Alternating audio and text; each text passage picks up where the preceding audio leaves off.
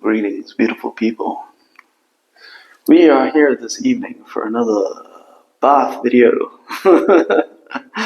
where I am enjoying a lovely man date. Not a man date, but a man date with myself. Enjoying a lovely, lovely dram of an amazing Lagavulin 16-year-old single malt whiskey. Cheers, guys.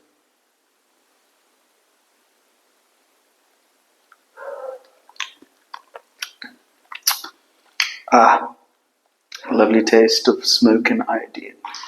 Phenomenal. So I'm not gonna make this too long a video because I do not want to dilute my mandate with all the talking that I'm going to be doing to you guys here. But I did want to speak to you about something that I find incredibly important. Now, I've always shied away from discussing complex topics such as this, but I'm shy because I don't want to lead people astray per se. If I make mistakes in relaying the information that I'm about to relay, because it is complex and it is potentially dangerous if people take it in the wrong way. So I really want to be careful with my words, but at the same time, I need to be able to speak about what these things that I find important and convey complex information articulately. And I'm definitely not going to get it 100% right the first time, and I'm probably never going to get 100% right, period. So if I don't practice speaking about these complex topics, then I'm never going to be able to convey my most useful information. The topic that I'm about to talk to you about is one that is drenched in nuance. So a little bit of a backstory, guys. From the age of 15 to 25, I was an absolute and complete alcoholic. I was not able to have just one drink. I was not able to moderate because always I would wind up in a place where I overdid it and, either puked, very rarely passed out, but have passed out on many occasions, or most likely would black out and forget large portions of my nights, and that would often lead to me making more bad choices, deciding to buy some stimulant drug of some sort to keep me going on so that I could keep partying out throughout the night. What I'm going to talk to you today about is how I ended up moving away from that kind of behavior and getting to a place now where I can literally enjoy a drink when I feel like it. It's not very often that I have drinks, but if I feel like I want to, I can have a drink. Okay? And this is not a relapse, this is not a whatever you want to call it. I hate the word, it's such a loaded word energetically. I hate the fact that everybody is always constantly telling you that once an alcoholic, always an alcoholic, and all these nonsense, absolute nonsense narratives that people have come up with throughout the years. I think that the AA program personally, or the AA 12-step thing is just a complete cult, guys, because let's look at it. It's dogma. Let's look at it for what it is. You got a bunch of people following exactly the same rules, and if you diverge from those rules even a little bit, then you are really kind of excommunicated or called dangerous or things of that nature. And here's me having gone through the transformations that I've gone through. And naturally, I just don't feel the need to drink like I did because obviously there's been a palpable change, that I have a life worth living now. Quitting alcohol was not the sole purpose of my existence. And I feel like so many people within that AA community, within the 12-step program, they think that once they quit alcohol, that life's just perfect. Well, have you quit alcohol? And having quit alcohol, have you really addressed the deeper inner issues that you have? Because to me, it seems like you quit one thing to just get addicted to another. Now you're just addicted to going to meetings. Now you're just addicted to talking about recovery.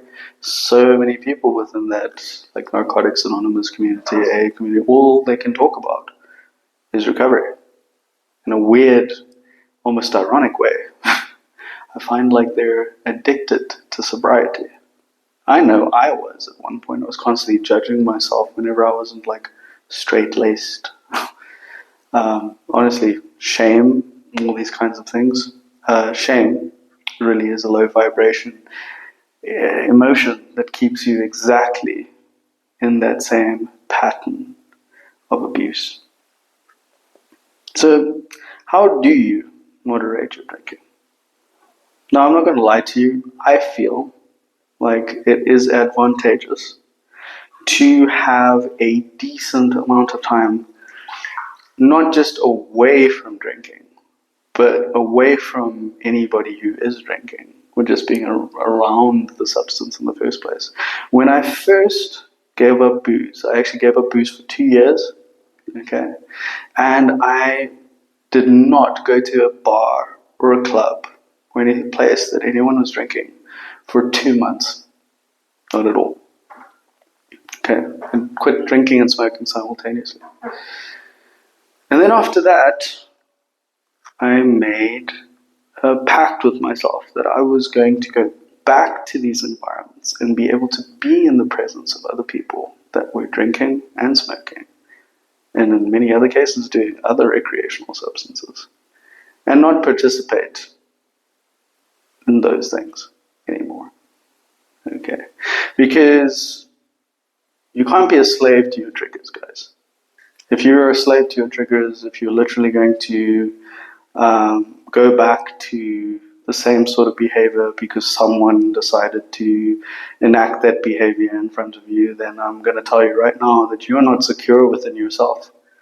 And you need to really figure out what you want in life. And you really need to get to a point where living that sober life is more important to you than living an inebriated life. And when I say sobriety, I'm not saying being perfect.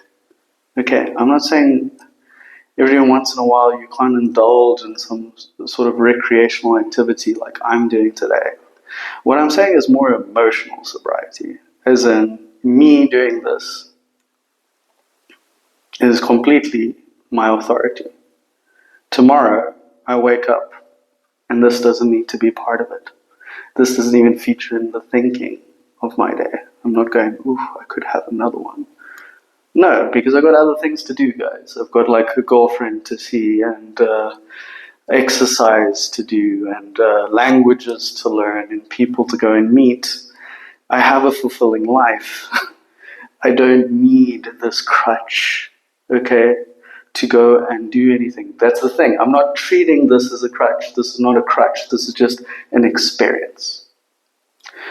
When something becomes a crutch is when you assign a value to it that it doesn't actually have. If I turn to this thing and say, oh, having this sip of alcohol is going to ease my anxiety, that's a story. That's a narrative. That is not true. What it might do is it might dull my senses. It might give me the illusion that I'm running away from myself for a little bit. But really what it's doing is just adding a layer on top of what was already there. Okay, and when you drink for long enough, you realize this. It just enhances however you're feeling at the time. Okay, and adds maybe a little bit of that blurry, fuzzy feeling on top, or it gets rid of, how do I say, it dulls your motor responses. You might find that your mouth moves slower than your thoughts, whereas before they used to move in sync. So it's just an experience that you're encountering, but you're assigning a complete story to that experience. You're saying, it makes me more confident, it makes me more ambitious, or more confident with women. I know that one was one for me, bros.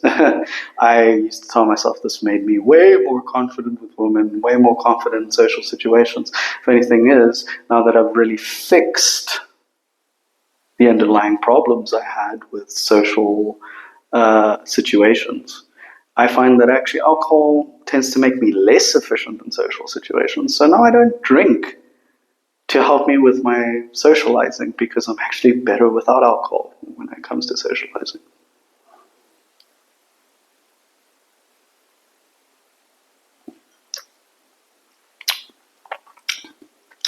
And if you're going to drink, guys, get something good. Okay? Get something that you can actually appreciate the craftsmanship behind. Okay?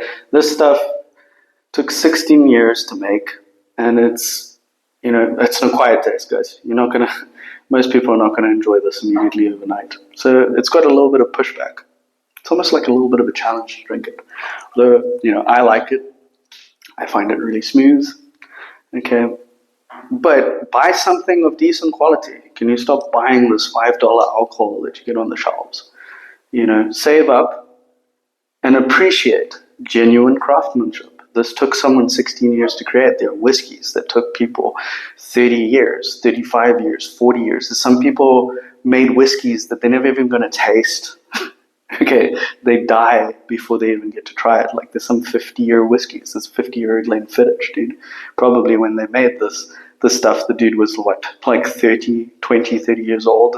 There's a high chance that he didn't even survive to see the first batch of 50-year-old whiskey. That's vision. That's amazing. I love the craftsmanship and the foresight that goes into products of this nature. And hopefully one day I'll be able to craft my own whiskey. Who knows? That's appreciation. And I think that's how you moderate. Okay. You get stuff that almost like hurts the pocket. And then you go and appreciate it, and you have one or two drinks. Okay. And you don't want to top it up because, this is $160 where I'm from. So I'm not running to go and buy myself another bottle. I'm going to appreciate this. I'm not going to drink a whole bottle in one sitting. Like, that's not going to happen. And I don't want to do that either. But it's nice on occasion, guys. It's really nice on an occasion. Had some on my birthday, having some today. Haven't had a whiskey by myself, so I'm going to enjoy this whilst having a nice hot bath.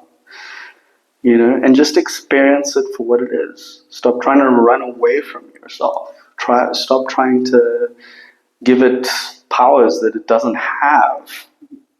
Okay? Most certainly, don't say that it's anybody besides you that is making the choice to pick up another drink. That is one thing I vehemently disagree with AA about. You don't have a disease, guys. You are making the choice to pick up the alcohol. Even if you make that choice to pick up the alcohol, never once say that something else is making you pick up the alcohol. Do you not see how you're giving something that doesn't exist power over you? You're splitting yourself.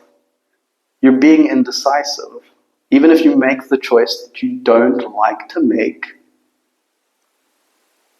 just accept it, that you made the choice. Stop trying to outsource it to something else. It's not what happened here. It's not what happened. You made the choice to pick up the drink, and just accept you made the choice to pick up the drink. Now figure out why you keep making that choice to pick up more drinks every time instead of just stopping. Try to figure out that on an internal level. And then you'll be able to moderate. Or just stop entirely. I'm not saying to moderate or not to moderate. That's the question. I'm a Mediterranean. We do everything in moderation, okay? And somehow we end up being some of the most healthy people in the world, mentally and physically. I think there's something to be said about that. Okay, something to be said about moderation. And I can say that Mediterraneans, look at the way that they drink. They have a drink with every meal. They drink with their families. But the star of the show is not the booze, guys. The star of the show is whatever they're doing at the time. Spending time with family. You're in community. You're not going like, I don't actually care who I'm with. I'm here for the booze and to get fucked up. That's when you start to have a problem. Okay, guys? So I hope that on some level this speaks to somebody out there who is maybe struggling a little bit in this area. I understand, guys. I understand it can be a difficult path to get out of. If you've been in the habit of drinking to drown your problems or manage your existence, then this is gonna, it's gonna be a challenge at first. But you can do it. I did it. I was an absolute mess at one point. If I can do it, so can you. Okay. Much love to you guys, and I really, really, really hope that some of you hear what I have to say. Don't judge me as well, all you sober warriors out there thinking that I'm going to be bad for the community or whatever. Make people think a little bit differently from the sheep in your herd. I'm great with that. I'm fine with that. That's what I'm here to do. I'm here to make people think. Okay? I'm not here to give anybody the ultimate truth. That is not what I'm here for. I'm just here to help people make up their own minds about what the truth is. Their truth, not some organizations.